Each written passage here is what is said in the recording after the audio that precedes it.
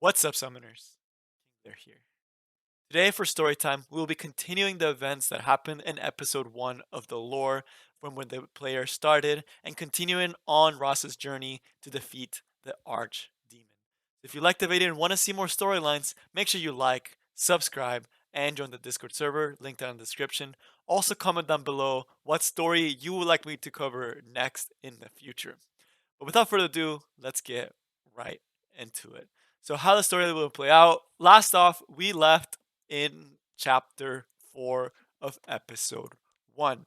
And if you didn't watch those videos, I highly suggest you go watch them. We will be doing a quick recap to see where we are from before and move forward to some more of the lore and finish episode 1 today and summarizing that. I highly encourage you as well to go and read the story for yourselves. It's honestly amazing. And I had such a great time reading it, but we will be starting at chapter 5 and continuing on all the way to chapter 10. But without further ado, let's go to the recap.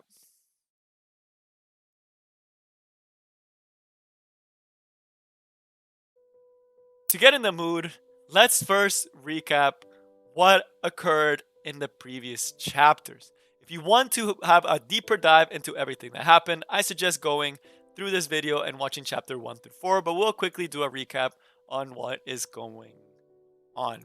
So, where are we? You wake up as Ross, the heir of the Covenant, 20 years after the Archdemon War. Why is this bad? Your job as the heir of the Covenant is to protect the people of Orvis, which is the world that you are in, from the Archdemon, but you woke up late.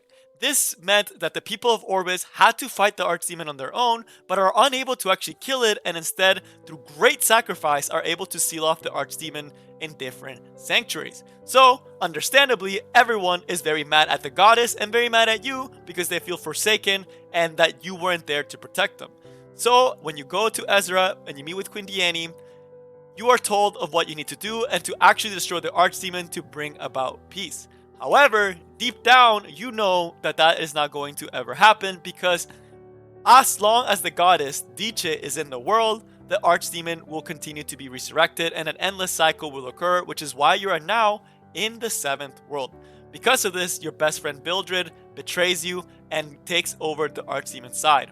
So you must now journey on through the world of Orbis, particularly through the kingdom of Ezra and different parts of the kingdom, and go all around destroying the Archdemon's might and bring about the peace of Orbis. You meet the different Air Yuna in chapter 2, as well as her guardian, and fight the acolytes, which are essentially the lackeys of the Archdemon sent to stop you.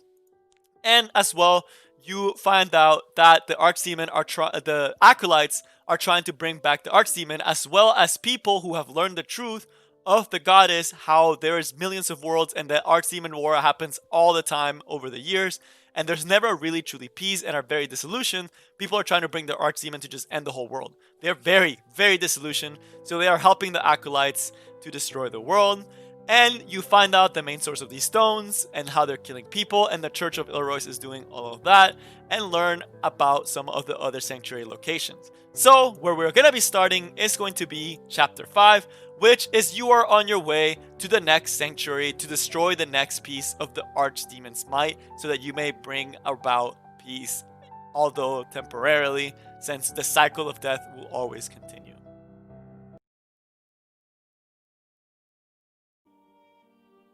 So now let's cover the events that happen in chapter 5 as well as the other chapters. I still highly suggest you read these because they are such full of great lore and sad moments, but hopefully this gives you a better idea of what was happening.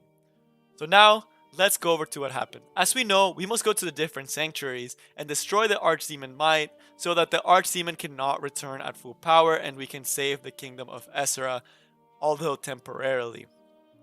The next sanctuary is in Dumblaria, home of the elves. Iseria is sent to escort you, the heir, to this location since she herself is a elf. Also, she's an heir who was supposed to fight the Archdemon with Ross, chosen by her guardian, Sion, who was Ruel's previous guardian in the 6th world. However, as we go, Iseria is very cold to the heir, and Ross is wondering why, and why she's so upset every time they try to share a laugh. And Isaiah tells her, "You should have been there." And we get a snippet of what happened 20 years ago and why Isaiah left her home. As we see back 20 years ago during the Archdemon, when you were still sleeping and the Archdemon had come and the Acolytes were causing havoc in Isaiah's realm, Isaiah believed that they are the covenant and the goddess would come and deliver them from this evil. However, they did not come. The acolytes were destroying everything, and Isaiah was extremely scared of the power of the acolytes. Her sister, Saria, one of the elders, said they must continue to fight, and they had to fight and have hope that they would be able to come successful. Isaiah wanted to run away and wanted to save her people because the acolytes were extremely powerful and killing everyone. They were able, Isaiah proposes running away, but Saria says we must stand and fight. And the elves stand and are eventually able to push out the acolytes. Isaiah, disappointed with herself and ashamed of even suggesting running away, runs away from home, and due to her cowardice, her guardian, Sion, abandons her. She goes to the kingdom of Ezra where she trains and becomes a knight, but she has not been back to her homeland because she's so ashamed of what she did and hates Ross and blames Ross for her cowardice, saying she should have been there and none of her people should have died. And Ross lets her know that and Isaiah is still extremely upset because even on top of all that, she's like, all these people are dying and you don't care. And Ross tells her, I do care. But the thing about it is he has to show a strong, brave face to keep the people calm. And Isaiah does not understand that yet, although she will in a second. When they reach Dumblaria, the acolytes that were there, Acolyte Nagel, is again attacking the kingdom of Dumblaria. Saria, her sister, is so glad to see Isaiah, but all the other elves are being destroyed by Nigel.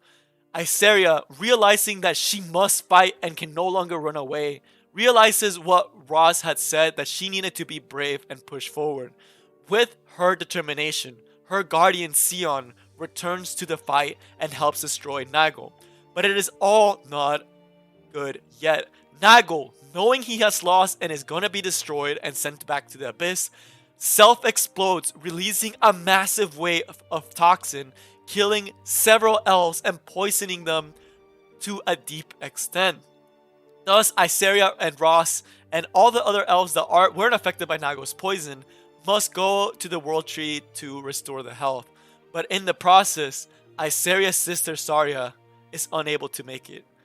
Saria, the one who had missed her old sister, and the one that Isaiah wanted to apologize to for all the wrongs that had happened and for her cowardice back in the day, passes away in Isaiah's arm and tells her to be brave and lead her people. Isaiah, with new determination, takes Ross to the sanctuary, where Ross is able to convert the Archdemon's power into the power of creation and take it for himself, making him much stronger and ready to fight the Archdemon. And with that, Ross has cleared one of the sanctuaries. Isaiah has now gotten back her determination and will be able to continue on the journey. And while she heals in the kingdom of Ezra, Ross will move on to the next sanctuary.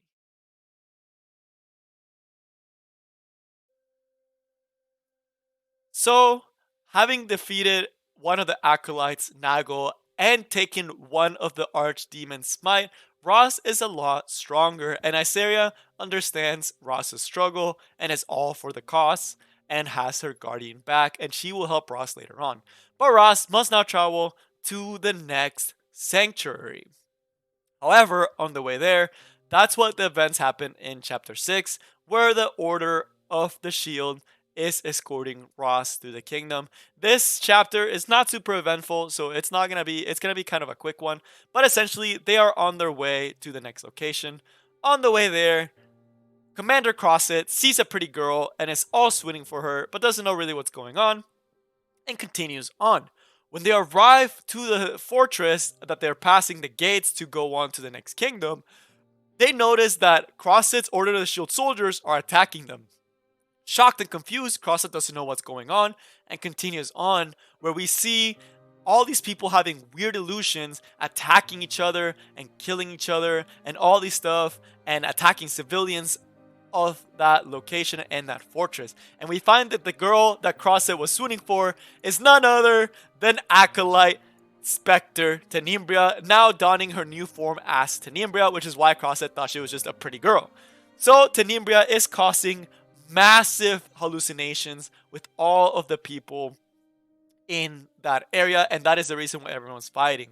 In the hallucinations, Ross is trapped in one of them where he is in a peaceful world where no one had to die. And he realizes that he's in a hallucination because he says a perfect peace like this could not have been achieved through sacrifice. This understanding makes Gross grow as a person and realize all the sacrifices that he has to have made, and feels like he has lied to people like Ruel and Kise of the previous world with a full promise of true peace, although that is not possible and sacrifices will be made and the cycle continues, and still the betrayal of Vildred is heavy on his mind. With all this, he breaks free of the hallucinations, fights Spectre Tenebria, and is able to defeat her. Due to this altercation, Ezra and the Order of the Sword and Shield decide to send more of the heirs to accompany Ross as he goes to the next sanctuary. And now they will be going to the next sanctuary.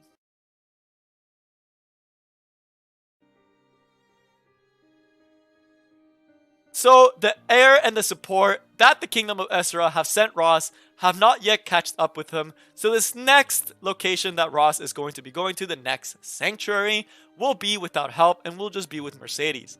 In this chapter, we start learning all the discrimination that actually happens to Mercedes and all the hate and things that have occurred in Ross's absence. So this next sanctuary is actually protected by one of Ross's most devoted supporters who loves the goddess and loved Ross and is protecting them. When they go and Ross tells Mercedes that these people will not like her, but that to not pay them too much attention. When they arrive at the sanctuary, they are notified that the person that was supposed to be holding the sanctuary was taken by Vildred, since he would not take down the barrier, and taken to the dead lands. The land of the dead, as we come to find out, is a place desolate that shows that the power of Diche is waning. Seventh world is pretty much the last world, and Diche is not going to be able to do another reset for if they fail. But here, when we see the land, Ross continues to think of all the things that he's done wrong, and he feels like he's lied to so many people, to Vildred, and he just feels very bad. We continue on, and we find Morphid, who's the devout supporter of Ross, who hates Mercedes, but he has been told the truth by Vildred. And as we learn later in the story, we find out that he did not know, and he feels like he wasted his life for Ross and the goddess, because the cycle of death will never truly end in the world of Epic 7 as long as Diche is there. And Ross realizes that he has lied to them, and Morphid has realized that he has been lied to, because they all supported the goddess and Ross because they thought that would be true peace, but it hasn't and never will be. And Ross starts doubting himself and realizes he must confront Vildred. Mercedes had to stay outside because of all the different things, and she has her own self-monologue and resolves herself and says, I will never be part of the Archdemon. Even though it was created to be a weapon of the Archdemon, I will not fall subject to it. I will help Ross. So that, while it may not come up right now, will come up in the last chapter. Although, when we reach the sanctuary, Arbiter Vildred, Ross's friend on the Sixth World and other worlds, who has been lied to, who has fought by Ross's side, who has seen his people die over and over again, is ready there to meet him and fight him for the next piece of the Archdemon might. We see here in this fight that I'll show, Ross and Arbiter Vildred are fighting, and Ross not strong enough yet, and Arbiter Vildred, now having two pieces of the Archdemon, is able to easily take out Ross. But just before he can kill Ross. Mercedes protects him and teleports Ross out of danger. So, as we see here, Mercedes says goodbye to Ross and thanks him for all that she's done for him and teleports him to safety, where he's found by Yuna and Iseria, sent by the kingdom of Esera. So, very, very sad times, not great things. Mercedes, not in a good spot. Ross just got destroyed by his friend and feels like he's lied to people and is doubting everything that he stood for. Now, on to chapter 8. Ross is still doubting of himself and is sad that Mercedes was taken and wants to find where she is and where she was taken by Mildred, since they know that since Mercedes is a wraith, she is a weapon of the archdemon. So he has a feeling that she most likely is alive. When she's found by Iseria and Yuna, they cheer us up and he tells them the truth. And it's like, I should have been honest with y'all. And they're like, no, we completely understand. It would have made everything into chaos. So we understand what you did was to protect us, but we're not that weak and we must do it ourselves. And Ross realizes that, hey, the people of Orbis can take care of themselves. They don't really need us, the goddess or the heir of the covenant, to protect them. So Ross strengthens his resolve to bring peace. Thus, they go to the next sanctuary, where it's going to be where they meet Ludwig. So if y'all didn't remember or didn't watch from the prelude to the Archdemon War, Ludwig is an heir, but is also one of the Nocturnes.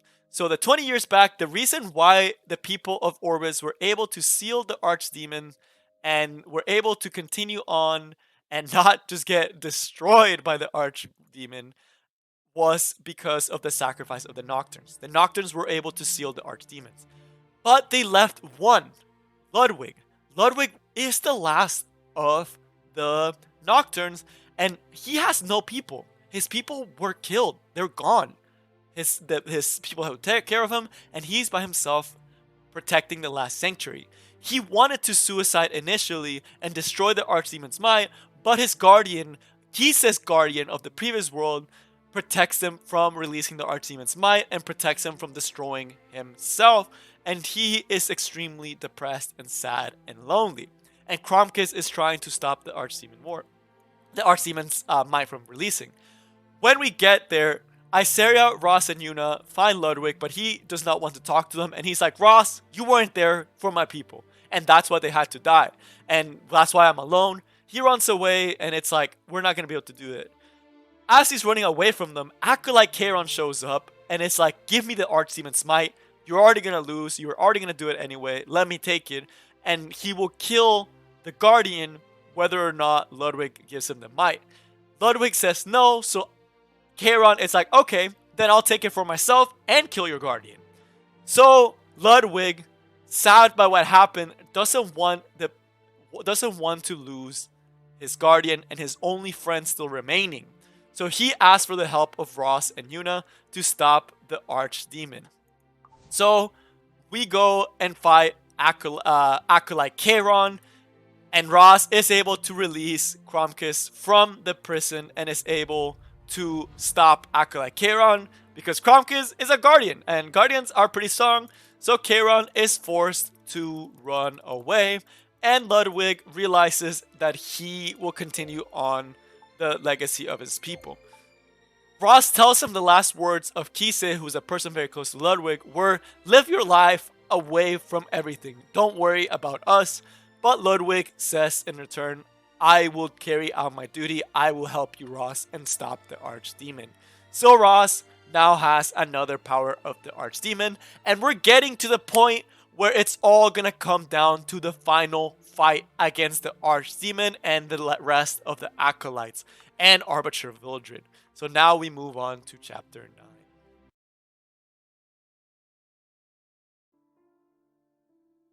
So we move to chapter 9, where we have gotten 4 of the sanctuaries. It is time to stop Arbiter Vildred and the Acolytes from carrying out their plans.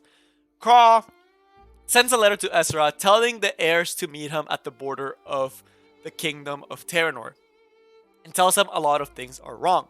When the heirs go, they don't find Craw, so they decide to split up to see where Craw may have gone and to see what is going on with Terranor. because they've been very shut in.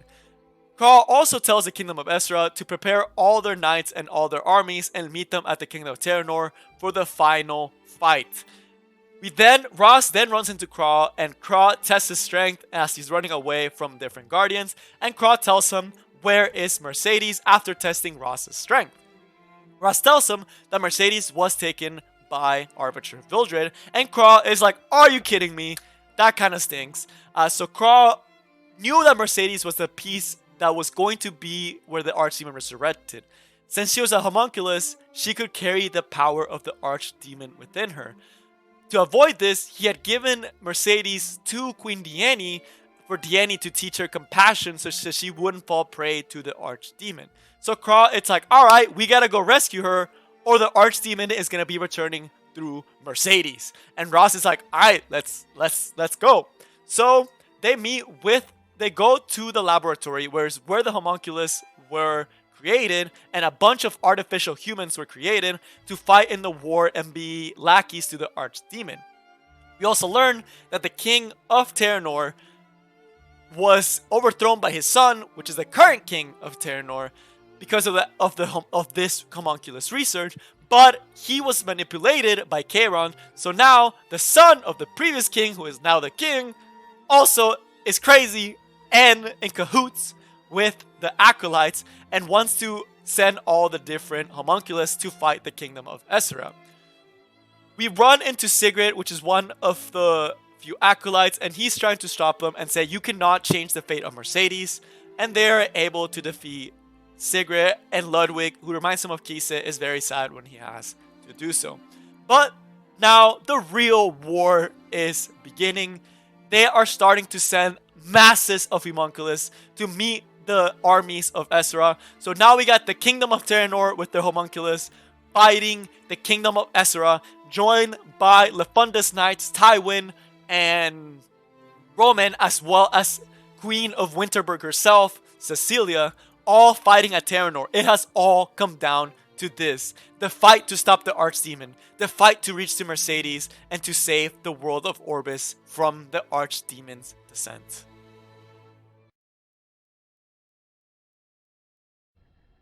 So it all comes down to this, the fight for the Kingdom of Orbis.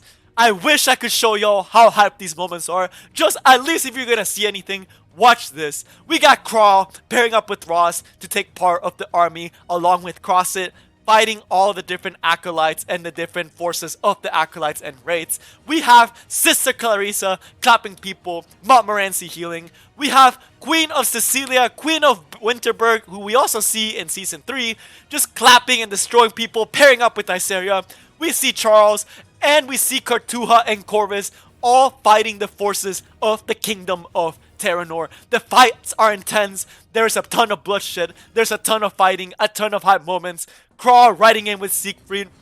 And it's all a mad dash to get to the castle. Once they reach the castle, where King Friedrich, the current king of Terranor, is there along with Charon, and they are finishing the events for Mercedes to return. Arbiter Vildred is also there, ready to fight Ross one last time. So Ross wants to find Mercedes as soon as possible and continues on. So Craw, Ludwig, and Yuna all fight Acolyte Charon to let Ross reach the end of the hall. And as he's going, he meets Vildred, his best friend and the person who betrayed him, to fight one last time. They fight, and Ross is finally victorious and is able to defeat Arbiter Vildred. And Ross tells Arbiter Vildred, it doesn't have to be this way. We are both wrong. The people of Orbis are stronger than we would give them credit for, and I will tell Dietrich to leave the world and end this endless cycle of death and destruction that has occurred, with Ross having to come to stop the Archdemon, and the Archdemon just destroying everything. And Arbiter Vildred, realizing that Ross is finally seeing his side, is about to say, Ross, this whole time, and out comes Archdemon Mercedes.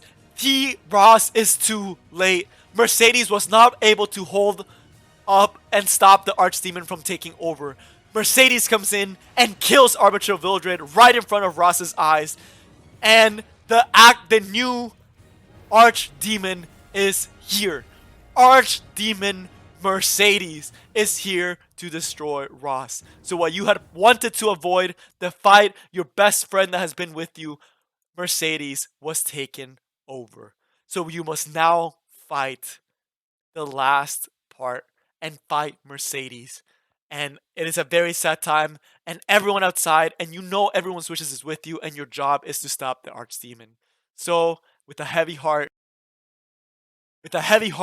and a lot of determination, you go and attack the archdemon Mercedes. We see the fighting, we see the tragedy, we see Charles and all the other people of the kingdom of Ezra fighting, and you plunge your sword into Mercedes, your best friend that has been with you for such a long time. And with that, the war against the archdemon is over. You, the heir of the covenant, have successfully defeated the arch.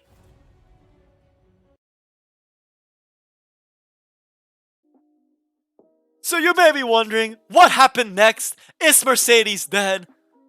Is the kingdom gonna be okay? Is Ross gonna tell DJ to leave and keep his promise and allow the kingdom of the people of Orbis to take care of themselves? Well, for all of that, we will have to wait. The one thing I can tell you though is that the kingdom of Ezra, after defeating the archdemon, is gonna see a period of peace, and Ross is nowhere to be seen. So we have no idea what truly happened. No body was found. Mercedes' body wasn't found. Ross's body wasn't found. Arky wasn't found. And it is a very sad times, but it's also a good time. So yeah, you will have to wait for the next edition of Storytime to see what happened to our heroes and how we get all the way to Winterberg. But y'all, it has been truly a journey. I hope you guys enjoyed, and I highly suggest you read through the storyline because the storyline is just straight heat. But that is all I have for you guys today, and I will see y'all next time. Peace.